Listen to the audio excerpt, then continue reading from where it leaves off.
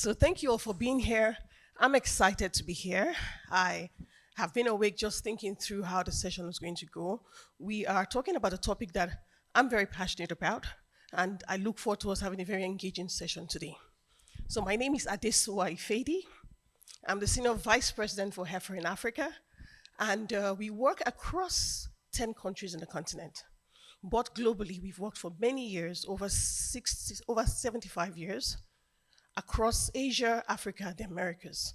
And our passion and our goal is to end hunger and poverty. And we try to do that by supporting smallholder farmers who are the poorest of the poor to be able to improve their income to ensure that those who put foods on our table do not also go home hungry or go home impoverished themselves. So we're excited to see how our journey has been in the past couple of years and how we began to embrace innovation and technology, as well as the role of innovators across the continent in Africa to do this work better. But to help me talk more about this, I'm going to ask my colleague to put up a slide, and we're going to do some quick introductions. But first, let me allow my panelist, Jahil, to introduce himself. And then we also have one of the co-founders of a very interesting startup in Africa called DigiCow. She would also introduce herself as well. So you go first, Jahil. Thank you, Adesua. Good afternoon, everyone. My name is Jahil Oliver. I'm the founder and CEO of Hello Tractor. We're an agricultural technology company based in Kenya and Nigeria. I'm based in Nairobi, Kenya. We've been around for about 8 years. We work in 16 countries across Africa, connecting smallholder farmers to farm equipment owners. And I'll share a bit more on that later on in the discussion. But it's a pleasure to be here. Thank you, Joel. And so let's go online to our second panelist who's joining us online today. Yes, hi everyone. I'm Jemima Wanjiko, a co-founder at DigiCow. All right, thank you very much. So Amy, before we move on, there are some very important statistics I'd like to share with the audience. So if you could put that slide up, and then we'll go quickly to the session. I don't know how many of us are familiar with the work happening in the continent in Africa, but I think it's important for us to provide a bit of the background, and that will help us to understand the context. So as we've said, Heifer has worked with smallholder farmers across the continent for the last 45 years in Africa. And the critical issues is that Africa is an import-dependent continent. When we went through COVID, the challenges of food insecurity and a local food system that cannot sustain itself became very apparent to us as a continent. With 33 million smallholder farmers in the continent and the world's largest arable land, Africa still cannot feed herself. And Africa still has the world's most unproductive agriculture per hectare harvested. In addition to this, whilst there has been a lot of investment going into Africa for tech and innovation in the last 5 to 10 years, not more than 4% of that goes to agriculture. And that's because agriculture is seen as a high-risk sector. And also, it's just like it is the rest of the world. It's very high risk and very little information about the whole end-to-end process from farm to market. And so investors have not seen this as an attractive sector. However, the potential of this sector in Africa alone is enough to feed the world, but more importantly, it's enough to pull a lot of people out of poverty. The stats that I'm most excited about is that Africa's young population, which is about 60% of the whole continent, can actually be able to secure jobs in this sector, because in agriculture, that's one sector that doesn't discriminate on employment. If you're a high school graduate, you can be employed in agriculture. If you have no education, you can be in agriculture. If you have a PhD, you can be in agriculture. Unfortunately, that's not a sector that is attractive. That's a sector that is still very backward when it comes to technology integration, and that's a sector in Africa where manual agriculture is still the order of the day. And that will lead us into our panelists who will begin to talk about the work that they are doing. So I'm excited to kick this off. So let me start with you, Jahil. So talk to us about your company, your innovation, with a background of these challenges in the continent and the challenges of smallholder farmers who are shouldering the responsibility to feed the continent are facing. What's the background of your company? Why did you come up with this idea? and what are the critical pain points that your technology is addressing? Thank you, Adesua. So a couple quick background points. 70% of the food that we consume globally is produced by smallholder farmers. And in the emerging markets, these smallholder farmers plant late, they undercultivate their land, and they lose income because they don't have access to the labor and equipment that they need to cultivate this asset that they have access to. And so typically in a labor constrained environment, machinery can step in and fill that void, but Africa is the least mechanized agricultural market on earth. We have a fraction of the tractors that you see in more mature markets like the United States. I see a couple John Deere folks in the audience, I think. And, you know, companies like John Deere have done incredibly well in supporting the global food system in mature agricultural markets. But the challenge in Africa and many parts of Asia is that within these smallholder systems, individual farmers can't afford to own their own equipment, and nor should they, right? They would only need that equipment for a couple days out the year. What they can afford is to pay for equipment services. So Hello Tractor came in with a tech-enabled solution to ensure every smallholder farmer has access to affordable, reliable tractor services. We do that through a digital marketplace where community-based agents use the Hello Tractor application to book tractor services on behalf of farmers in their community. We also have a fleet management solution for the farm equipment owners to remotely monitor and manage their equipment and feel comfortable sending that equipment to far-off places to service these smallholder communities. Now, what we observed over the years was that there was tremendous pent-up demand for tractor services. Oftentimes our agents would book services and there would only be enough tractors available to service a small fraction of the demand originated. And so through a partnership with Heifer, we created a tractor finance product where these young entrepreneurs could graduate from being a booking agent to now becoming a tractor owner. Heifer invested $5 million into that tractor finance product. And I'll get into the details of that in a bit, but what was really special about this partnership was it then catalyzed even more capital from the private sector. And I think it tells a really good story about how philanthropic capital can catalyze commercial capital.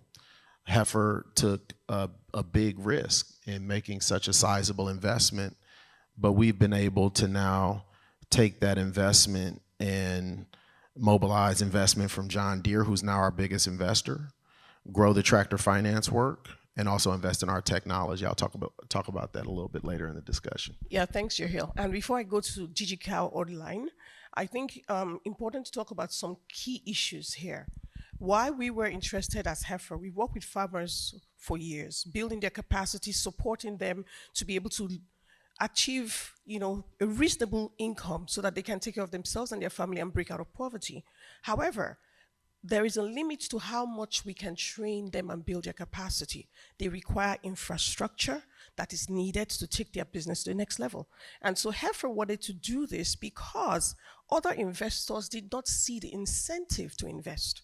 And so one of the things we thought was important was for Heifer to catalyze investment in sectors and innovators like Hello Tractor and use that learning to attract other investors who may not want to take the first risk to step in to do that. So I know that there are critical pain points like job creation in the community. So we talked about 60% of African youth not wanting to be in agriculture because they're attracted to a tech-enabled workplace today. One of the things that I want you to talk about is the job creation aspect of this, and which is pretty much what Heifer was also investing in, to invest in first-time tractor owners in local communities. Yeah, I mean, we have, to date, we got over 3,000 tractor and combine harvester customers on our platform. servicing 630,000 smallholder farmers, all commercial. Now, these are low income growers, right? 93% of our customers live at or below the poverty line, but they're voting with their wallet to invest in this technology. And there's a multiplier effect across these communities. Booking agents, we got 2,500 of them who are responsible for organizing these farmers. Those are jobs. Each tractor has 2 tractor operators. We have a very extensive tractor operator training program. We work very closely with our tractor manufacturer partners on that. And that's 2 jobs per tractor. Technicians in the villages to fix the tractors when they break down, tractors break down. Those are jobs. And so you can see how just from small but very catalytic investments, you're creating an entire ecosystem of employment and growing productivity. So Africa can not only be food sovereign, but net exporters of food and growing food system resiliency globally, which I'm sure we'll also talk about. Yeah, thanks, Jerry. We'll come back to that. But let's go to DigiCal. And Jemima, I want to ask you 2 questions now, right? So give us the reason, the pain point behind your business and how your technology is supporting farmers. But I also want to add the question, the jobs that you're creating for young Africans in the agricultural sector and the communities where you work. Thank you, Adesua. Just to give you a small background of why DigiCal was innovated, it came from a point of passion and a point of coming from farming families where we relied on dairy cows, which were producing near to nothing. So that was what was used for our education to feed us, etc. And right now, looking at the Kenyan dairy farmer, they're producing at most, a cow is producing at most 10 liters per cow per day, with a potential of even up to 30 liters. And this is attributed to factors such as having unverified information. These farmers do not have a strong point where they can get the information. We do not have enough extension officers. They're also faced with the problem of accessing veterinary services, which are verified. We have a number of quacks who are portraying themselves as veterinary officers. And given all these problems and the fact that inputs are very high, farmers are not able to produce well. And this has, in fact, contributed to them lowering their income and also their cost of living. That is where DigiCal was born from. And we are addressing these problems by providing a 24-hour digital training room where a farmer can access it through an app. They can learn. It is very customized. We use local languages, and we have audios, videos, and written content. And a farmer can log into their app and select whichever topic they feel is relevant to them at that particular point. When it comes to farmers who do not have smartphones, they're not left behind. We work with youth who are in the communities. We call them community-based facilitators. And what they do, they mobilize farmers into common interest groups. And when they visit these farmers in these groups, they use DigiCal app to play the audio. So farmers in that group get access to standardized and verified information. This is creating employment for the youth. We pay them a commission on a weekly basis through M-Pesa. And the beauty about this is that we are having so many youth who have a background in agriculture not willing to relocate, because now it's looking a bit cool to train farmers through an app. Unlike when it's extension work door to door and you have to walk or you have to do the manual job, yeah? When it comes to record keeping, we are assisting farmers make data-driven decisions. Through the DigiCal app, they are able to keep all types of records. These records are analyzed and they get very simplified reports for them to make decisions. They're able to know which cow is consuming from which cow and what they should be doing in regards to that cow. So they're informed on culling, they're informed on things like replacing, things like selling the cow off, etc. When it comes to keeping the records, they are very vital records. For example, the breeding records and also the health records. which are digitized by the veterinary officers on behalf of the farmer. So the farmer does not need to have a smartphone to have access to digital records. All these records which are kept are then accessed by different stakeholders, for example, the county government, whom we are working with in partnership with the World Bank through the project Disruptive Agricultural Technology. So they get access to this and they're able to tell what diseases are most prevalent, which drugs are being used, how are antibiotics being used, are they being misused? And from all this data, they're able to make informed decisions. They are able to call in the vets, they're able to train the vets, they're able to train the vets on modern technologies. And once these are uptaken, then we see a reduction in diseases. We also see a reduction in misuse of antibiotics. And we also see farmers understanding value in withdrawing their milk from selling their milk after they've treated their cows against certain diseases or even dewormed them. When we come to things like training, we're able to work with partners who come on board, offset the cost for the farmer, so the farmer is able to access the trainings at no charge, and we are able to move inputs on behalf of the partners that we have on board. For example, we are working with input suppliers who give the youth that we are working with access to their produce, to their products at a discounted price. So the youth will get, for example, a kilo of mineral salt at 100 shillings, and they are able to resell at 200 shillings, making a profit of 100 shillings, which means more business for them, and which means that they'll keep getting employed and being in employment. Yeah, thank you. Thank you so much for that. I'm excited about DigiCow because last year, 2021 rather, Heifer started a competition called the Ayute competition in Africa. And the reason we did this was because we wanted to find innovators who are already working in the continent and making transformational impact for smallholder farmers. And the second edition of that competition was held in 2022, and DigiCow was one of the first female-owned agri-tech company that was a winner of that competition. So we really are very excited and very, very proud to have them on board. I think that some of the things that I find interesting about the model is that it zeroes in on the challenges that dairy farmers face who are disconnected from access to training and input because they do not have access to digital platforms. And one of the exciting things about what DigiCow does is that not only do they aggregate farmers' data, they provide that data to decision makers and to people who also invest in supporting the dairy sector. And they can use that data now to make informed decisions, not just like she said. I know you were talking about specifically that the World Bank projects and stakeholders can now know how to train the vets, but they also know what regions, right, in Kenya, that those trainings can take place as well.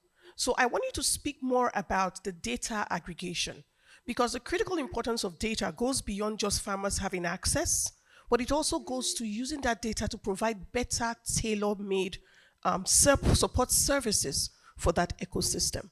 So can you speak a bit more about the data and how the stakeholders, including government and others, are now able to be more supportive of the dairy sector? Thank you. I'll give an example. For example, in a county called Nakuru here in Kenya, the farmers that we were working with had a prevalence of East Coast fever. And from the data that was being inputted by the vets in that region, we were able to tell that there is a spike. And the disease is attributed to tick infestation. So we were able to bring on board the county government of Nakuru, a partner called CKL Africa, and we ran campaigns in that region. And when we ran these campaigns, we ran them for a period of 6 months where we were able to train farmers, and we are very keen on the impact. So we were able to train farmers on identification of ticks, what they should be doing to deal with the ticks, which acaricides they should be using, and how they should be using them. And up to now, we've been tracking that data, and there was a drop in East Coast fever, so which means the data is working wonders, and the farmers are now able to even alternate their acaricides. Initially, they were just using one acaricide, over and over, and they would dilute it. So now they're able to use their carry sites in the right manner, and we've seen a drop of this bush fever. When it comes to breeding, to the breeding data that we collect, it does not only advise the farmer, it goes a step further to advise the farmer throughout the gestation period. So the farmer is well informed, and when the cow is better managed through the gestation period, it only means that in the coming phase, the cow will come on heat in good time. There will be good milk production, there will be no diseases, etc. This data that we are also collecting, it's able to advise the county government on which breeds that the farmers are using. So if one bull have been used throughout the year, it only means that the heifers, the daughters, will be coming on heat next year. And when this happens, the vets are then able, they are advised to use a different bull so that they can avoid inbreeding. So this data goes a long way to not only advise the farmer, but to also advise the decision makers, including the financiers. Fantastic. So let's go to the topic of finance. And for me, I'm very passionate about that because farmers need finance, but the innovators need finance to also support the farmers. And this is critical. So my next question, Jahil, is what are those critical pain points that you face in making this work? And then I also want to add another question. What do you think that investors and partners are missing? What are they not seeing? Right? And what is it that they may not understand, which is why they are shy in terms of investing in the agricultural sector? Yeah, that's a tricky one. What we observed within our business was that across Africa, less than 2% of commercial bank lending goes into agriculture. Agriculture represents about 40% of the continent's GDP, so it's a massive overrepresentation of economic value, but dramatically undercapitalized. Our customers are unbanked, they don't have credit scores, so they're at the back of a line that's already a long line of people who want to get financing for their agricultural activity. What we did to overcome that obstacle was create innovative underwriting standards to profile borrowers or potential borrowers within our ecosystem by looking at their booking activity historically on our application and select the high performing booking agents who can graduate and become tractor owners, that we don't have to see their bank information or their credit scores because they don't have that. But then being further led by the data, once we administer that loan, we can use the GPS on the tractor to track their performance against plan. So with a 75 horsepower four-wheel drive tractor with a couple implements, you need 1,200 acres roughly pre-booked to keep the tractor busy and generating enough revenue for you to have profits to take home after you service your loan. We can track that performance against plan using the technology. Every single one of our 1.7 million acres in our marketplace is fully digitized. We know the plot boundaries. We see that. We see the GPS enabled tractor go into that plot boundary. We see a sweeping motion going back and forth in the field, and our algorithm notifies us that that job was complete. The borrower pays us a fixed amount for every single job that they do. They can always do more, but they have to do at a very bare minimum what they pre-booked. That allows us to repay our investors on time and get more money flowing into the ecosystem. That was our creative solution to the credit constraints that our customers face. More broadly across the continent, you have all sorts of challenges, starting with commercial banks don't lend in agriculture because it's just not profitable. And we need to reckon with that, all right? It is much easier to buy government T-bills in Kenya than it is to invest in agriculture and effectively earn about the same amount if there are no defaults on either side. So it's hard to even convince a banker to do the extra work to try and finance a very difficult, very complex industry when their alternative is investment grade government T-bills. And that's a big challenge. And we're competing with that, right?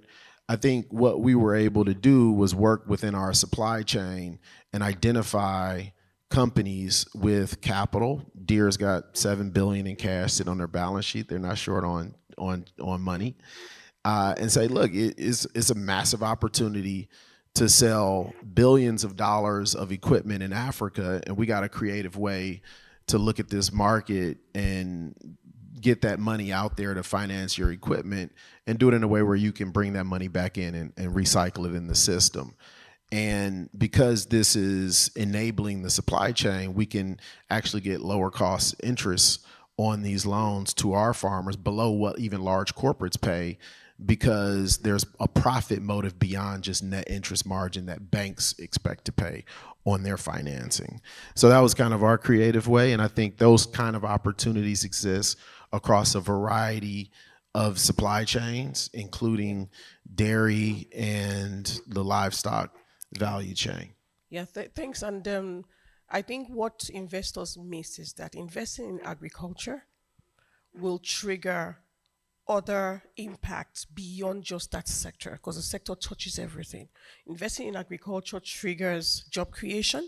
Investing in agriculture also triggers the opportunity to build the technology infrastructure that is missing, that will help jumpstart. And we heard what DigiCal said about building that technology infrastructure that allows data and information to be more effective. So every dollar invested in development sector work can be more effective when we have that technology. But for us in Heifer, right, we started the journey with Hello Tractors in 2021. They were one of the first winners of our Ayute competition. And what we were looking for were innovators like DigiCal and Hello Tractors who were at the brink of making transformational change, but couldn't crowd in the investment they needed to make sense. And so what we believed was important for us, the role to play, was to be able to take the risk to have innovative approach to financing. So I think what investors do not see, or what partners are not seeing, is that financing has to be very innovative and has to behave very differently. So the innovation doesn't have to happen only with the technology, but also in the investment side. And that's what we're learning. And that's why Heifer set up Ayute, so that Ayute can be a platform to identify, take the risk. And since then, I know that you've had tremendous success in crowding in funding since Heifer has done what we've done. And I want you to just hold that thought for your last comment. And let us go to DigiCal. And I want to ask you the same question. What is your pain point as a business? And what is that thing that you believe that investors aren't seeing? Thank you. I'll begin with the one thing that I feel investors are missing is that it's possible to have traceability and adequate data if you invest in a technology that is collecting the relevant data. With technology, you'll be able to identify the farmer. You'll not only be able to identify the farmer, you'll also be able to identify the youth who is working with this farmer and be able to even finance him or her. For example, what we're doing in DigiCal, we are offering these young people some small loan, because we are not a financial company. So we give them a small loan to begin buying inputs at a wholesale so that they can resell the same. And they repay us with very small interest. And we also have algorithms which guide us on whom we should be loaning this money out to. And we are currently working with 200 youths in 20 counties. So you can imagine we don't have the resources, we don't have the money, but we have the data to show that this is a person who is bankable, this is a person who you can lend to. And I think if financials would come on board and partner with tech companies in agriculture, then it's a gold mine, because we have the data. We are able to pinpoint which farmer should be invested in, which youth should be invested in, where you should be putting your money. I think that's a gold mine. That's what I think. In Oh. regards to the challenges that we face most, of course, it's with finances and also with government policies. When it comes to finances, it becomes very hard for you to scale when you don't have the finances. But even before our win with the youth, we've been working with HEIFA, who had held us, so to say. And through HEIFA, we were able to partner with producer organizations, which are very structured, and it's quite a task to penetrate a producer organization in Kenya. So HEIFA was able to introduce us to some of the producer organizations that we were working with. We were able to train their farmers and also to digitize their data. So such kind of partnerships have really helped us to scale and to grow and to also penetrate some of the policies. For example, working with the World Bank, we are able now to have simpler terms with the county governments, which gives us room to work and operate. All right. Thank you so much. Thank you. So you have your last statements, but I want to open it up to the audience so that they can ask questions. And then after the questions, we'll use the last 3 minutes, right, to have a 1-minute pitch from each of you. So please go ahead. Hi, thank you so much. This was really fascinating and 2 amazing products. So you talked a little bit about the additional benefits that the data can bring in training veterinarians, et cetera. I'm curious if you have partnerships with like national departments of agriculture, et cetera, because I can imagine with the fine-grained detail that you have, you could help predict when there's going to be certain crop shortages, or there's connections with education, helping them better understand the seasonality and when kids are more or less likely to be at school. So it just feels like there's a wealth of learning and proactive measures that could be taken from learning from this data that you all are gathering through your products. Yeah, thank you for that. And I'd like you guys to keep your answers to 1 minute each, so that we can take more questions, right? A minute each. Yeah, I mean, I think as you rightly point out, that data can inform all sorts of interventions across the supply chain. I'll give you an example I was working on this morning because I used ChatGPT to write the strategy document that I shared with the team, okay? But that aside,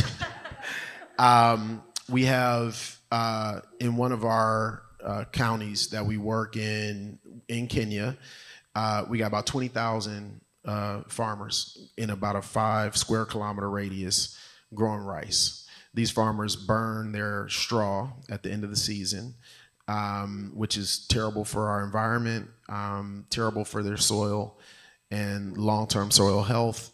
And simultaneously, you have dairy and livestock farmers affected by droughts in other parts of Kenya, like Kajiado, where literally billions of dollars are being lost, life savings are being lost, and families are being pushed back into poverty because there's no grass for those cows to consume.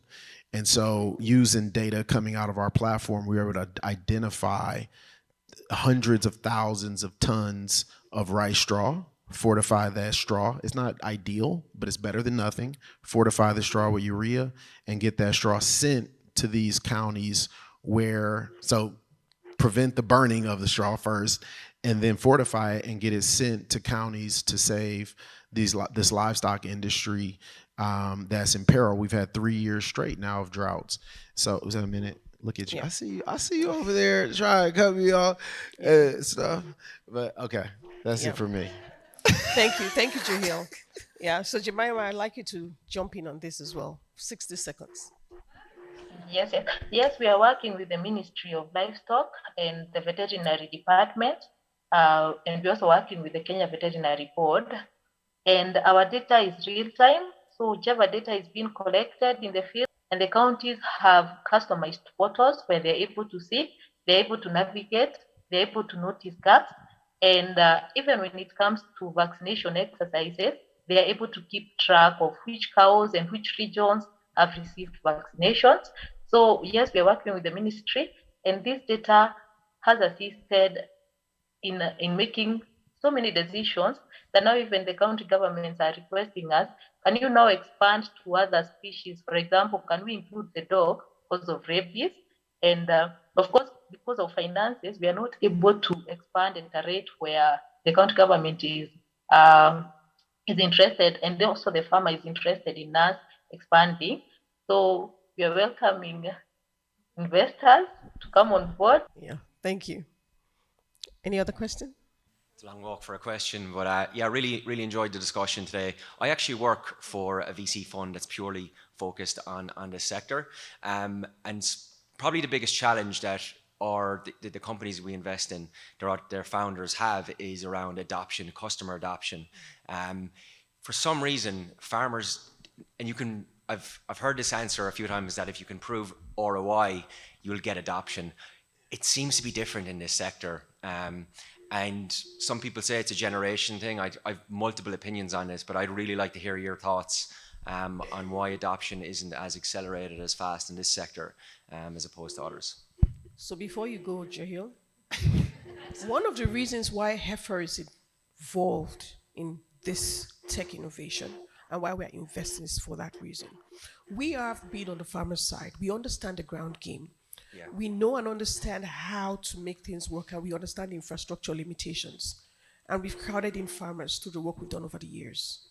The truth about it is that you can innovate all you want. If you do not understand the lay of the land and the ground game at the communities where you would implement, that's where you will have challenge with acquisition. Yeah. Because that is a different world entirely. So but for us as Heifer, we're not innovators. So we are coming in to support the innovators and meet them halfway. Right? And then they can do the innovation and connect them to our farmers. But it is a real issue, and I think that most of the time it's because the place in which we are innovating vis-a-vis the place where we need to implement them do not have the same commonalities. Yeah, I mean, adoption is tough in agriculture. That's true in mature agricultural markets. It's certainly true in ours, especially where digital literacy is so low. On the supply side of our market, 60% of our sales are inbound, mostly through referrals, okay? So you gotta focus on developing a platform that's delivering obscene amounts of value for dollar to get people to invest again with their wallets and buy a SaaS product, which SaaS historically in Africa has not done well. On the demand side, with the farmers, growers are more than anything, they're risk managers, and they're very slow to change behaviors. We work very closely with the public sector, INGOs, to get those best practices and those behavior changes accelerated through our farmer communities. And I'll give you a couple examples. Building climate resilience through ripping, we were talking about that earlier today over coffee, right? We were able to finance a quarter of our tractors to do conservation agriculture, minimal till, and subsoiling for growers who went through behavior change exercises with the World Food Program, with Heifer International, demo plots, the whole 9 yards. And then we came in once the demand was originated and farmers were interested, right? We were able to finance the equipment to service that demand, right? But it is very difficult for a private company to do that. And so partnerships are key, particularly reaching across into the NGO world and the public sector, where that money is much more patient and more accommodative for that behavior change. But if you talk to Deere, I mean, how long did it take you guys to get farmers to adopt precision? I mean, it's a common sense solution, but it took a very long time for farmers to adopt that technology. And it's only more challenging in our environment. Jemima, you want to jump in on that one as well? Yes, I would want to. Okay, adoption is served, as Jahel has stated. We've been lucky that one of our founders is actually an extension officer, so she's able to guide us on some of these things.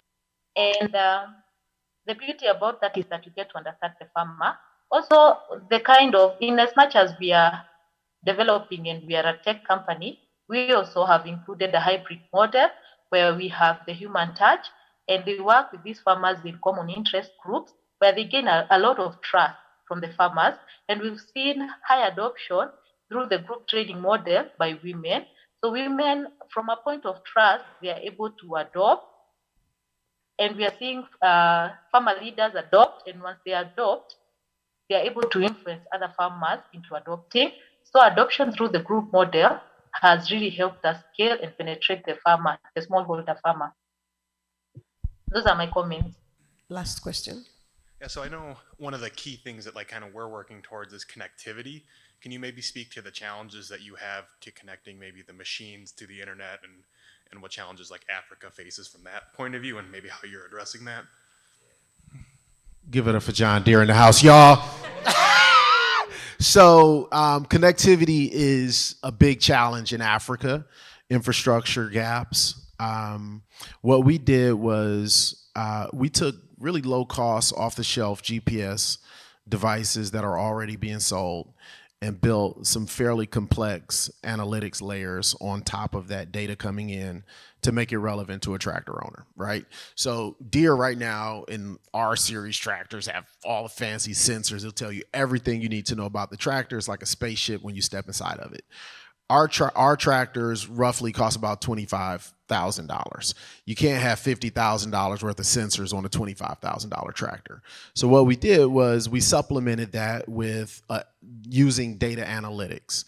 So we'll use things like the dbScan data clustering algorithm to tell a tractor owner when their tractor is working in a field and how much work it did per acre, per hectare, how many hectares it did versus how many kilometers it traveled.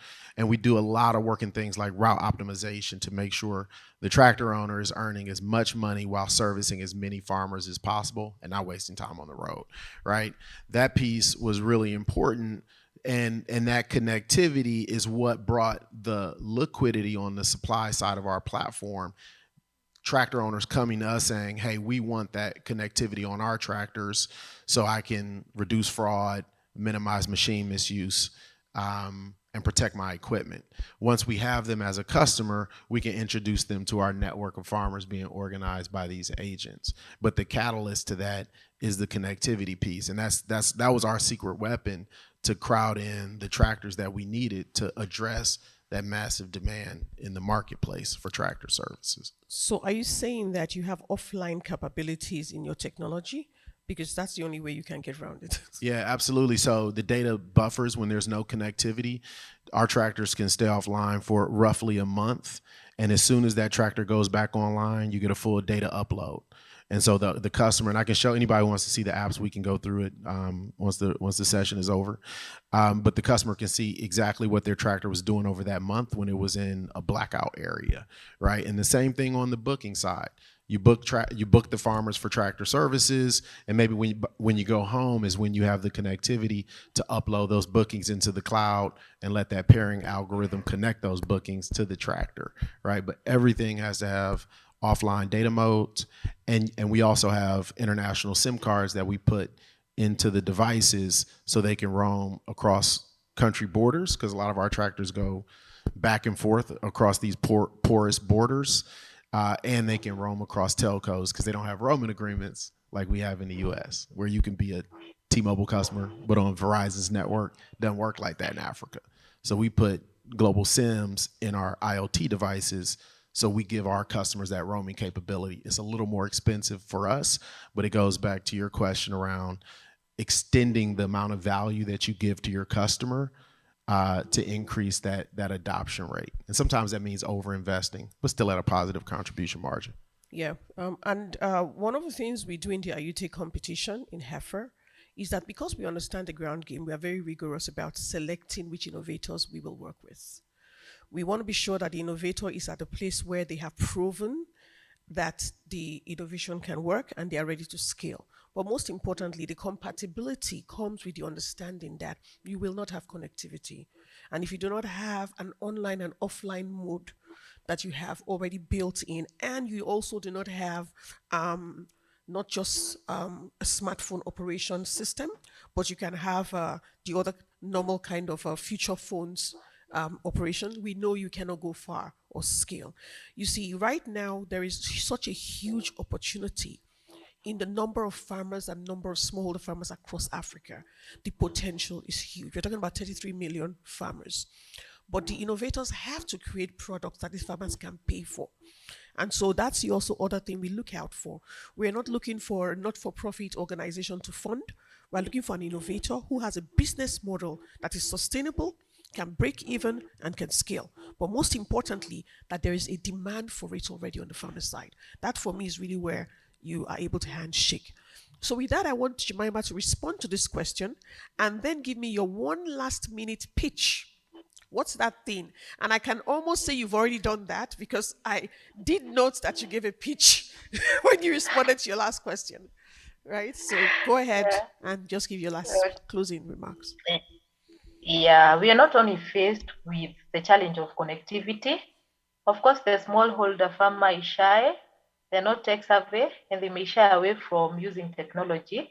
So what we've done, we've developed the offline mode, but we've also included other features like the use of USSD, IVR, so that these farmers can feel more comfortable and more confident, and also the group training model, where we use just the facilitator who is the one with a smartphone, but the farmers get to enjoy and get value out of the trainings.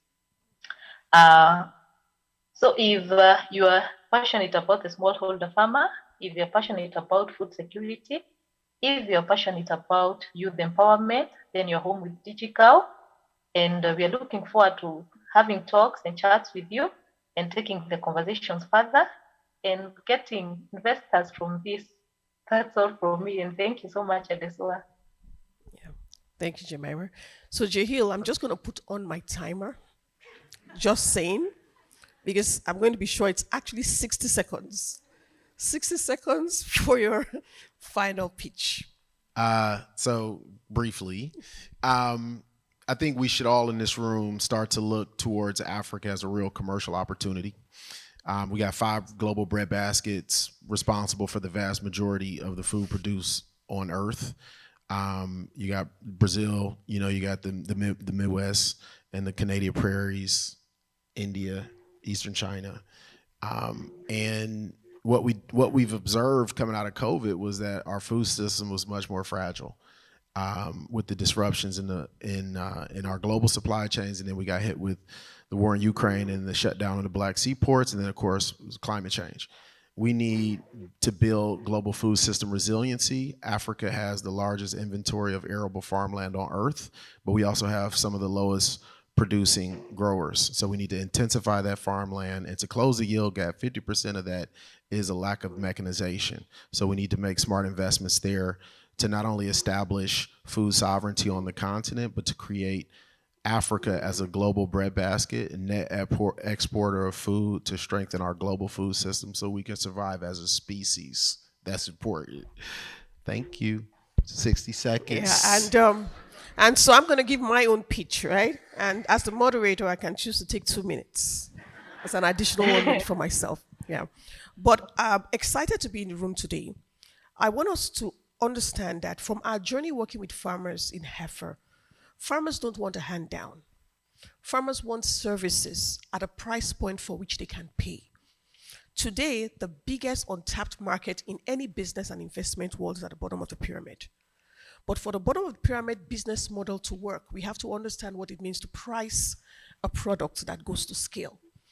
We're talking about millions and millions of consumers at the other end waiting anxiously for innovation to meet up with them. What we do as Heifer, as the brokers through our Ayute competition, is that we understand that demand drives every sale.